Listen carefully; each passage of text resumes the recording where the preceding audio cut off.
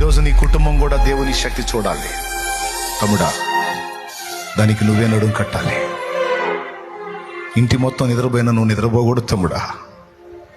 భక్తిపరుడు, ఆత్మీయుడు నువ్వు కూడా నిద్రపోతే ఇంటిని బాగు చేసేవాడు ఎవడు తమ్ముడా? నీ కుటుంబాన్ని కట్టేదేవుడు తమ్ముడా. నీ కుటుంబాన్ని బయటికి తెచ్చేదేవుడు తమ్ముడా. నువ్వేగా. కష్టపడినా, నిలబడినా, భక్తి చేసినా, శక్తి చూపినా, కుటుంబ శ్రేయస్సు కోసం గోజాడినా నువ్వేగా తమ్ముడా. నడుంగట్టు తమ్ముడా. ఇంటి దీపము చెల్లెమా, ఇంటికి దీపము. కన్నీరు గార్చు దేవుడి ముందు.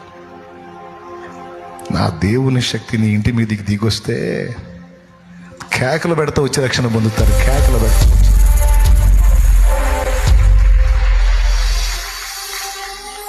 సిద్ధపడి ప్రార్థన చేయండి.